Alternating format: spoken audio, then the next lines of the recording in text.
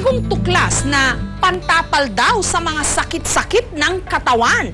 May ilan nang sumubok, pero meron ding mga nagdududa sa bisa nito. Negative ions. Meron nga ba itong resultang positibo?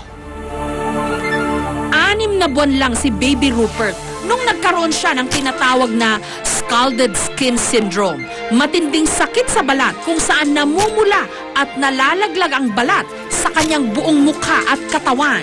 Pagdating ng 2 days, dinala ko sa pidya. Sabi ng pidya, ay kailangan ito ay dalhin sa ospital para maswiruhan. Nangamba ang kanyang mga kamag-anak na baka hindi na siya gagaling pa. Pero makalipas ang 1 taon, heto na si Baby Rupert. Masayahin. At higit sa lahat, flawless. Ang nagpakinis daw sa kanya, sanitary napkin na may negative ions. Wala naman daw masama kung sinubukan nila ito, lalo ba't 10 piso lang kada piraso. Tinatanggal lang nila ang negative ion strip sa sanitary napkin. Pagkatapos, itinapal sa sugat ni Baby Rupert. Makalipas lang daw ng 1 linggo, unti-unti nang kuminis di umano si Baby Rupert. Sa internet, may pag-aaral na nagsasabing may natural daw na kakayahan na magpagaling ng iba't ibang klase ng sakit, ang tinatawag nilang negative ions.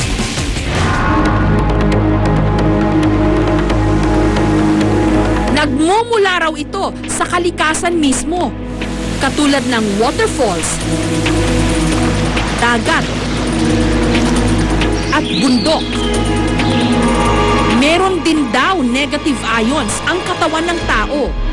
Pero sa ibang bansa, meron ng mga inilalakong bra, damit, medyas, bedsheets, at maging detergents na nilagyan rin daw nila ng negative ions. Pero ang nakakaintriga talaga, sanitary napkin na may negative ions? Meron itong green strip na itsurang adhesive bandage sa gitna ng napkin. Dito raw nanggagaling ang di umano negative ions. Tatanggalin ito, babasain, at ididikit daw sa sumasakit na parte ng katawan. Sinadya namin ang tanggapan ng distributor ng sanitary napkin na meron daw negative ion.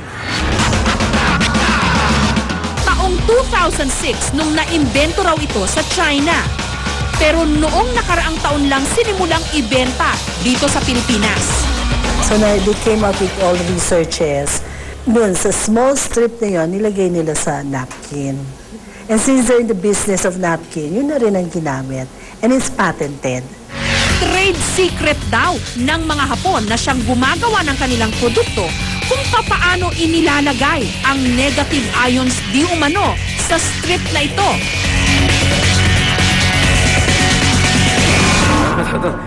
Ipinakita rin nila ang kanilang strength test para raw patunayan na may enerhiya ang kanilang napkin.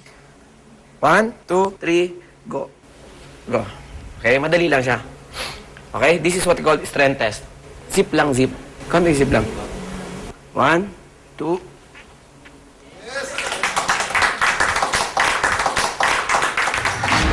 Sa pamamagitan din daw ng paghawak lang sa boteng may negative ion strip, hindi raw tumutumba ang taong dinadantayan ng kamay ng nagdedemo. Okay?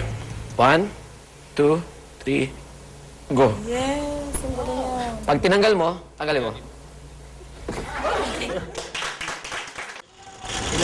Si Lolo Gregorio naman, 84 years old, nagamot di umano ang kanyang namamagang prostate dahil daw sa araw-araw niyang paggamit ng napkin.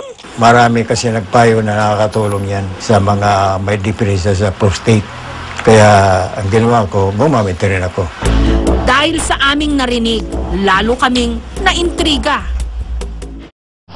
Hi, I'm Greg, turning 85 several years ago, nagkaroon ako ng sakit na prostate. Kanya ako through examination, napansin nila na talagang meron akong prostate na sickness.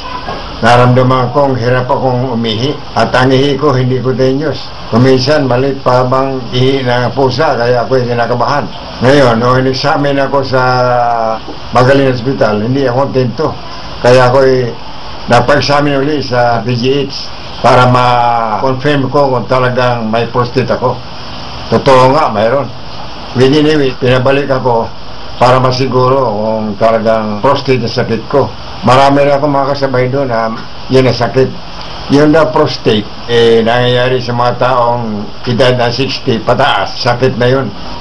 Yun ako hindi maagapan, maaaring ikamatay. Sapagkat iba nga, hindi na makahi sa kanyang sakit na yun. Binubutasan na lang tagiliran para makalabas yung ihi. Ngayon, after a week, na binigyan ako ng doktor ng tablets. Nilistahan ako, parang maintenance na tablets yun. Kaya lang, sa kamahalan, hindi ko ma-maintain yung pag-inom ko. Ngayon, nung mabalita ako dito sa produktong negative ion, nakatulong na malaki. Within a week, para nag-improve ang pag-ihi ko. Naging regular na, hindi na ako kinakabahan sapagat nun, ihi ko hindi continuous. At kadalasan sumasakit yung balakang ko, left and right, balakang, dahil nga ron sa prostate. Ngayon, bago ako magkabit yan, naliligo muna ako sa umaga, sinusuot ko na yon. Everyday na yon, hanggang sa ngayon, ginagamit ko. Last week, nagkaroon naman ako na rheuma sa tuhod, sa kanan tuhod ko.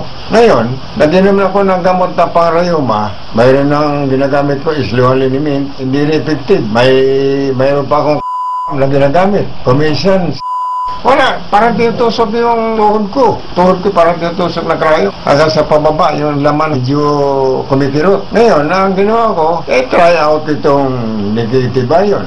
Tatlo yun sa tuhod ko. Dapat ko yung tatlong ko at saka binandage ko. Bago ako matulog, binabandage ko. After 2 days, nawala yung tusok-tusok ng binti ko yung kirot. Nakalakad ako. Dati hindi ako makalakad dahil sa yung tuhod ko nga. Nawala-wala na yung kirot. Kaya malaking bagay ang negative ion sa buhay ko. Salamat sa Panginoon at thank you for that, Lord. Heavenly Father, thank you for that product.